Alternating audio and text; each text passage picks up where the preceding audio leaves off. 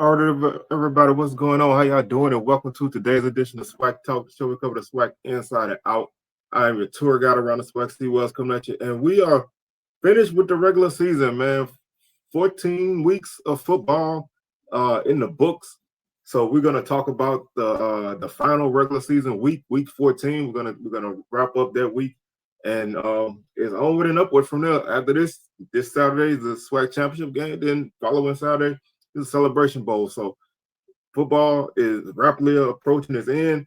So we got only a couple more weeks to enjoy, but we're gonna talk about the SWAC championship game on Wednesday. And of course, we have SWAC Smoke on Thursday, and then we'll recap the game on Sunday. So also we have our SWAC championship game pick'em up on my Twitter account, which is SWAC Talk 76. There's a pinned tweet there. It's also on my Instagram and my Facebook, which are both SWAC Talk. Right now, we have a tie for first place between Jamie G and Lawrence. They both have 69 points. So these next two games are probably gonna separate the winner. If we have a tie after that, we'll figure out a tiebreaker. But we are rapidly approaching the end, and it's been a really fun season doing this. And I thank everybody for participating in it. And we're gonna do this again next year for sure. And it'll be even better next season. Also, don't forget to subscribe to the channel, like the video, comment your thoughts on Week 14 action, and your thoughts on the season as a whole. I'll probably try to do some kind of wrap up, maybe an East and West wrap up or something like that. After the season is over, after the Celebration Bowl or whatever, maybe in the lead up to the Celebration Bowl, I'll probably do an East and West recap of the season. So let's go ahead and jump into this, man. We're not going to waste any more time. We'll go ahead and start it off with the Turkey Day Classic. Bama State picks up a 34-6 victory over Tuskegee. Hornets finished the season at 7-5, 5-3. Golden Tigers 5-6, 4-3 in the SIAC. Bama State really basically had their way in this game. I mean, they hit tons of big plays in this game. They did cost themselves a touchdown on a fumble. Guy dropped the ball before he crossed the goal line, but Bama State first half really had their way with Tuskegee, jumping out to a 28-6 halftime lead, and then they would get two field goals in the third quarter to wrap up their scoring. When you look at what Bama State did with the ball, basically in the second half, like I said, it didn't really do a whole lot in the third quarter. They only had the ball two times in the third quarter. Both of them led to field goals. They had the ball twice in the fourth quarter. Once they punted, and both times once they turned it over on downs at the 1 yard line of Tuskegee, and then the other time they turned it over. The other time they punted, and they kind of finished out the game there. Not a lot of offense in the second half. They did their damage basically in the first half. They had a 75-yard drive. They had two 75-yard drives, a 22-yard drive, an 80-yard drive, which ended in that fumble going into the end zone, then a 64-yard drive as well. So they did everything that they needed to do in the first half, and they were able to finish this game out and get the win. They opened up the scoring with a Jalen Jones 45-yard pass from Kareem Key that came with 13:07 left in the first quarter. Extra point good. Hornets lead 7-0. Robert McMahon, a 73-yard pass from Key. Extra point good, 14-0. That came with 10:02 left in the first quarter. With 5:45 left in the first quarter, Eric Horn, 20-yard pass from Key. Extra point good, 21-0. With 17 seconds left in the first quarter, Lorcan Ryans kicked the 30-yard field goal for the Golden Tigers, 21-3. That came, like I said, with 17 seconds left in the first. With 7:04 left in the first, Lorcan's kicked the 47. Lorcan Ryans kicked the 47-yard field goal to bring the Golden Tigers to within 21-6. And then with 6:04 left in the second quarter, McMahon, 63-yard pass from Key. Extra point good, 28-6. That will be our halftime score. Second half, 4:30 left in the third. Brandon Gilliam, 42-yard field goal for the Hornets, 31-6. And then with 34 seconds left in the third quarter, another 42-yarder from Gilliam would make the score 34-6, and that would be our final score. Golden Tigers, 15 first downs. Bama State, 16. Tuskegee, 138 yards on the ground, 40 carries, 3.5 yards per carry, no touchdowns. Bama State, 147 yards on the ground, 28 carries, 5.3 yards per carry, no touchdowns. Tuskegee, 93 yards passing, 10 of 24 on the night. No touchdowns, 2 interceptions. Bama State, 331 through the air, 12 of 18, 4 touchdowns and 1 interception. 231 yards of offense for the Golden Tigers. 64 plays, they averaged 3.6 yards per play. They had 1 fumble, didn't lose it. They had 3 penalties for 35 yards. Bama State, 478 total offense, 46 plays, 10.4 yards per play. 2 fumbles, they lost them both. And they had 4 penalties for 35 yards. Tuskegee had 6 points for a 28.3 yard average. Bama State 2 for 26.5 yard average. Tuskegee was 3 of 14 on third down, 1 or 2 on fourth down. They were 1 for 2 in the red zone. They had 1 sack. Bama State 4 of 9 on third down, 0 for 1 on fourth down, 1 for 2 in the red zone, and they had 3 sacks. Raekwon Beal was 9 of 20 for Tuskegee, 86 yards, no touchdown, 2 interceptions, 1 sack. Malik Davis, 1 for 4, 7 yards, no touchdown, no interceptions. He was sacked twice. Kareem Key, 12 of 18, 331 yards, 4 touchdowns, 1 interception, 4 touchdowns, 1 interception, 1 sack. Good bounce back game from him after these previous few weeks where he was kind of a little shaky. This was a game he probably needed. It might have been better if he had a game like this in between those bad games, but he closed out strong. So we'll see how they move forward next season at the quarterback position. Johnny Morris led the Golden Tigers with 17 carries for 88 yards. He averaged 5.2 yards per carry. AJ Gates, 3 carries for 45 yards for Bama State, averaged 15 yards per carry. Jalen Jones, 2 for 36. He averaged 18 yards per carry. Gabriel Garman had 3 catches for 34 yards for Tuskegee. Robert McMahon, 4 for 152 and 2 touchdowns for Bama State. Jones, 4 for 87 and a touchdown. Terrence Mays led the Golden Tigers with 5 tackles. Messiah Wells had 2 tackles for loss to lead the defense. And DeMarcus Wynn had the sack. Interception went to Cameron Reynolds. Bama State was led by DeMarcus Cunningham with 9 tackles. Rico Dozier led the team with 1.5 tackles for loss. Traquan Thomas and Maurice LaPierre each had 1 sack to lead the defense. Interception went to Phillips and Scarborough. So, like I said, this was, kind of the game that you expect from Bama State in a situation like this. You want them to come out, you want them to jump on these guys early, and you want them to put the game away early, and then don't leave any intrigue. And that's what they did. They basically hit Bama State. They basically hit Tuskegee with a ton of big plays, and were able to just overpower them early. And then they kind of got out of there with the dub. So, strong finish for Bama State, finishing at 7-5, and they also finished 5-3 in conference. So they're sitting in a strong finish.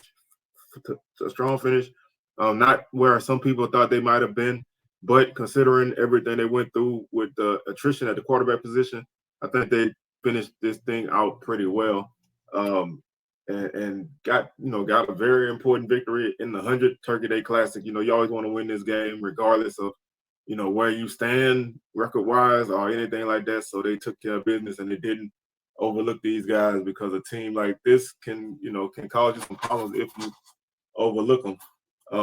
That takes us to our second game of the day, which is a makeup game. This is a game that really, honestly, in the scheme of things, didn't really have anything on the line, because it wasn't a rivalry game or anything like that. It wasn't important for standings. It just was a game that was supposed to be played earlier in the season, but because of Hurricane Helene, it had to be pushed back. And so we had SWAC football on Black Friday. FAMU beat Alabama A&M in the A&M Bowl, 28-20. This was a game that was kind of like a back and forth affair. It looked like FAMU would jump out and kind of pull away with this thing, taking an early first quarter lead at 14-3. Bama A&M would get they would get a couple. They would get 10 points on the board, and FAMU would score one touchdown, and the halftime score would be 21-13. FAMU would get a touchdown in the third quarter, and then Bama A&M would get a touchdown in the fourth to set up an opportunity to win the game. But looking at the scoring, Thad Franklin got the Rattlers started with a 25-yard touchdown run, extra point good. That came with 14:28 left in the first quarter. Rattlers led 7-0 at that point. A&M got the ball and drove. They got the ball with 10:32 left in the first. They scored a field goal from Victor Barbosa from 24 yards out, 7-3. 5:22 left in the first quarter. Kobe Gross caught a 6-yard pass from Richardson, extra point good. 14-3 at that point. 13:57 left in the second quarter. Barbosa got a second field goal of the game from 39 yards out, 14-6. Bo Somerset got the Rattlers on the board with 2:55 left in the second quarter with a 20-yard run. Extra point good, 21-6. Donovan Eaglin will catch a 23-yard pass from Cornelius Brown. Extra point good, 21-13. And like I said, that would be our halftime score. 5 minutes and 56 seconds left in the third quarter. Quan Lee caught a 19-yard pass from Richardson. Extra point good, 28-13. 14:04 left in the game. Barry White caught an 18-yard pass from Langford. Extra point good, 28-20. Bulldogs would get they would get the ball. Let's see. Don't have the time. They will have one last chance with the ball. Ultimately, were unable to score. They would get the ball at their own.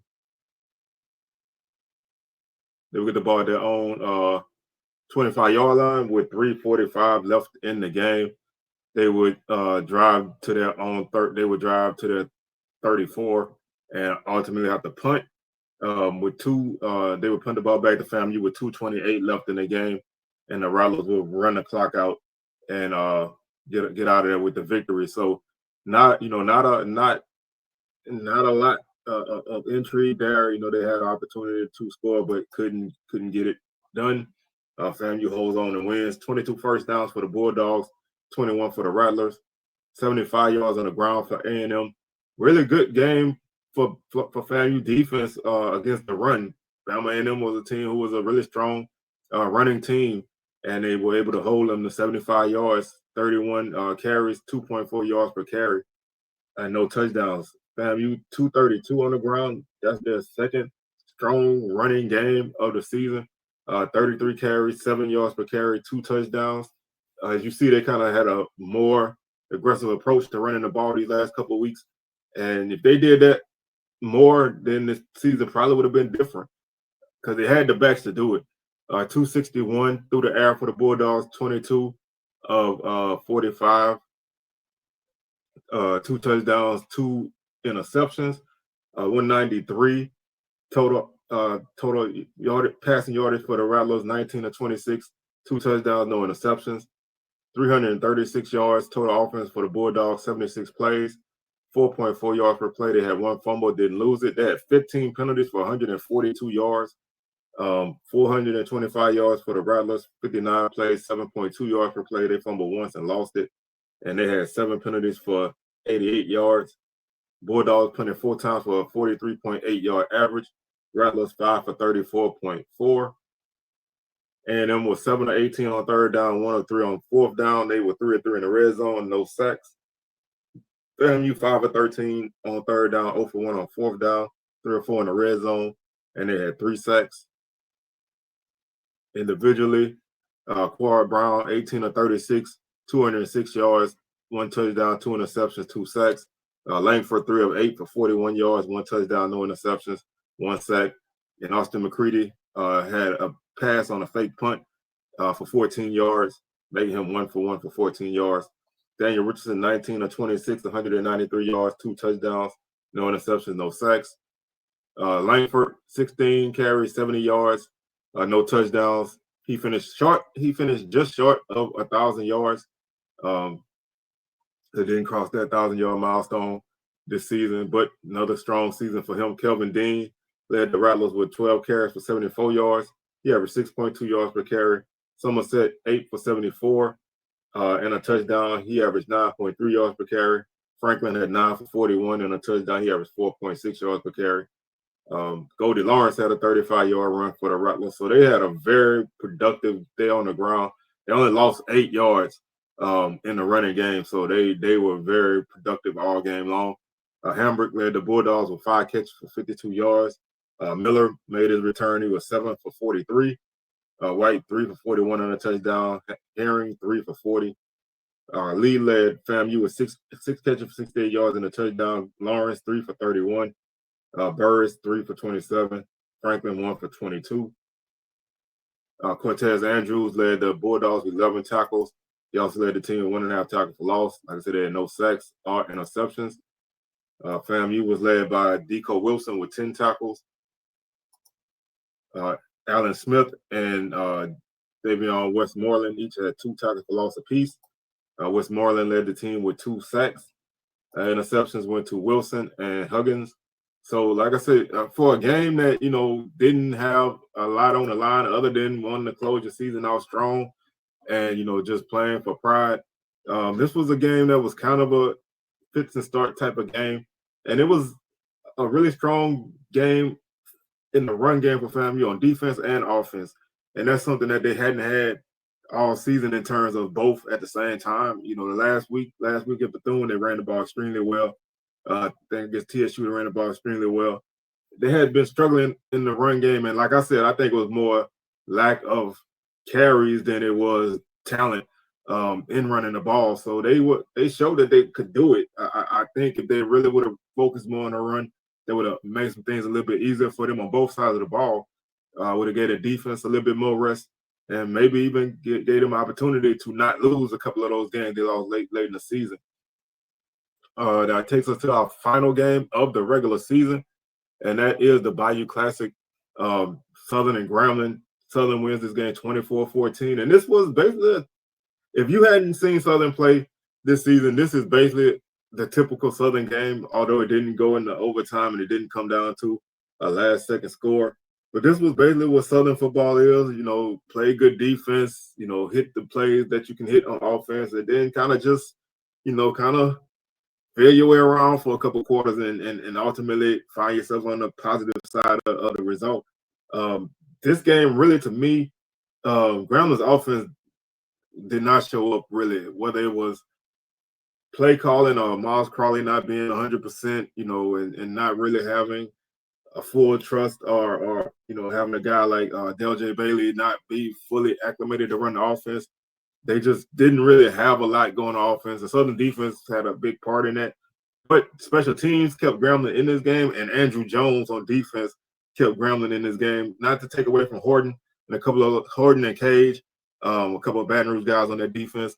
Not to take away from them, but Andrew Jones is a monster. Andrew Jones is on every tackle. Andrew Jones is always around the football. Andrew Jones is a guy that probably is going to win the Defensive Player of the Year. If not, he has a strong case. He's a guy who's everywhere. And he made the plays and he helped, open up things for the rest of the defense. Grambling this season was very susceptible to explosive plays. And that's what really got Southern over the top. A couple long passes, a couple long runs, and that's a different ball game than what you had at the end of this game. Like I said, special teams really kept Grambling in this kickoff return for a touchdown, block field goal, block punt. Those things kind of keep Grambling in it, but they couldn't do anything on offense other than one drive, which they scored a touchdown on. That really kind of hampered them.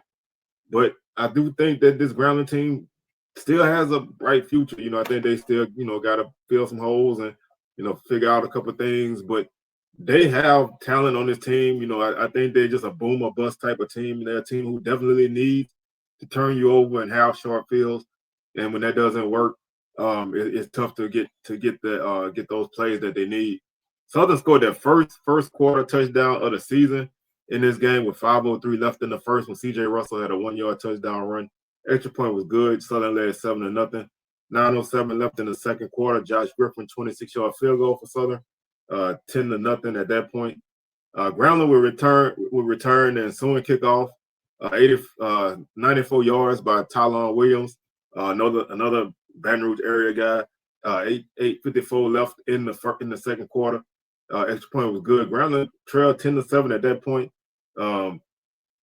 Looked like they could make a game out of this, but never really could get it going on offense. Halftime score 10-7. After the third quarter of Southern getting a field goal blocked and a couple of decent drives, Grambling kind of feeling their way around. Chandler Whitfield 41-yard touchdown pass from Jalen Woods. That came with 2:04 left in the third. Extra point good, 17-7.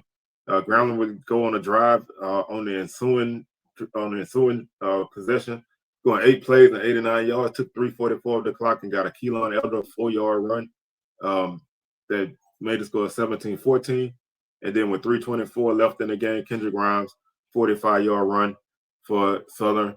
Extra point good, 24-14. Grambling, they had a couple more possessions after that. They would get the ball back at their own 15 and end up punting. They lost 10 yards on that drive and had to punt. Got the ball back. They went 3 yards and punted. They lost 5 yards and punted. So they just really, didn't really have a lot. When you look at Grambling's possessions in this game, they had a punt, turnover on downs, punt, interception, punt, touchdown, punt. Like I said, special teams was a key factor in this game. But also, if you look at Southern, Grambling's defense stood up for a good while. They forced Southern to punt early. They blocked it. They forced them to punt again. They gave up a touchdown. They forced Southern to punt 2 more times. They gave up a field goal. They forced Southern to punt 2 more times, and then Southern ran out the clock at the half. They blocked the field goal on Southern's second half possession. They forced a punt. They had an interception. They got a TD. They gave up a TD. They forced 2 more punts, and then they gave up a touchdown, and then the half. So their defense really ultimately did play a strong game. They just when you're not getting that complimentary football, it makes it tough to have to keep going out there and constantly trying to make the plays and nothing's being done in return. But before we get any deeper into this game, I do want to send a shout out and a get healthy and best wishes to Julian Lewis. He took a big hit on the game in the third quarter. Had to be carted off the field. I think I saw that he was kind of in better condition and he ended up with a concussion, but nothing else major besides that. So wishing him well. That kind of stuff. It makes it tough for a game, and I think that kind of took a little bit from Grambling in that third quarter for a minute till they can kind of get themselves back on track.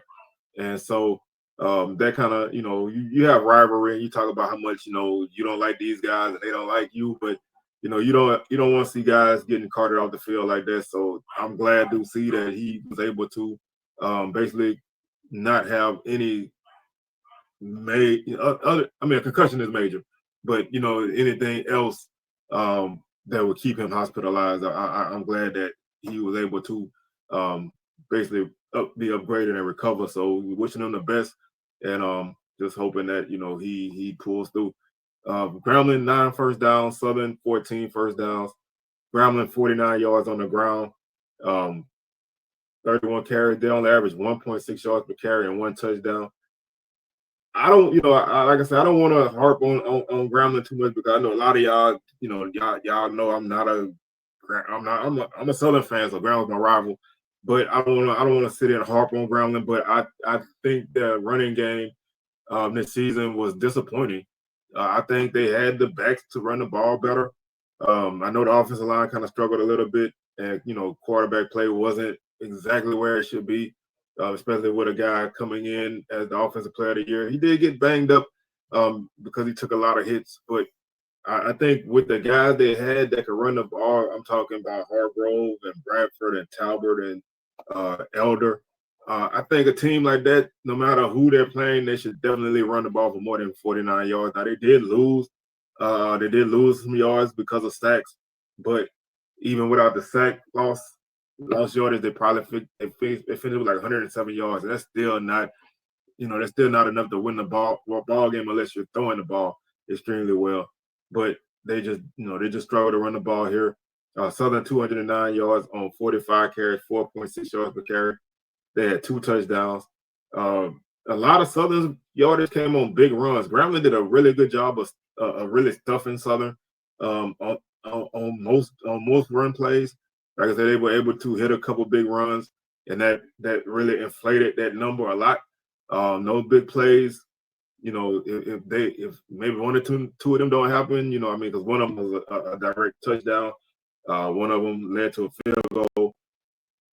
So those kind of plays, like I said, those explosive plays were the difference in this game. 99 yards passed for Grambling, 11 of 24, no touchdowns, 1 interception. 188 yards for Southern, 9 of 17, 1 touchdown, 1 interception. 148 yards of offense for Grambling, 55 plays, 2.7 yards per play, no touchdowns.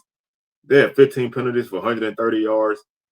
That's going to hurt you every time. I mean, when you have only 18 more offensive yards than you do penalty yards, it's tough to win. You're extending drives, you're killing your own drives. You didn't really turn the ball over. You had 1 turnover, but those, the inability to drive the ball and the inability to avoid costly penalties, that just shoots you in the foot so much. And this team was heavily penalized this year, and this game was more the same. 397 yards offense for Southern, 62 plays, 6.4 yards per play. They had no fumbles, and they had 5 penalties for 65 yards. A couple big penalties for Southern, extended some Grambling drives, and that's been a problem for Southern. They had 2 pass interferences that extended Grambling drives. You had a personal foul, unsportsmanlike conduct on a play that you picked up a first down in a game that you're trying to run the clock out.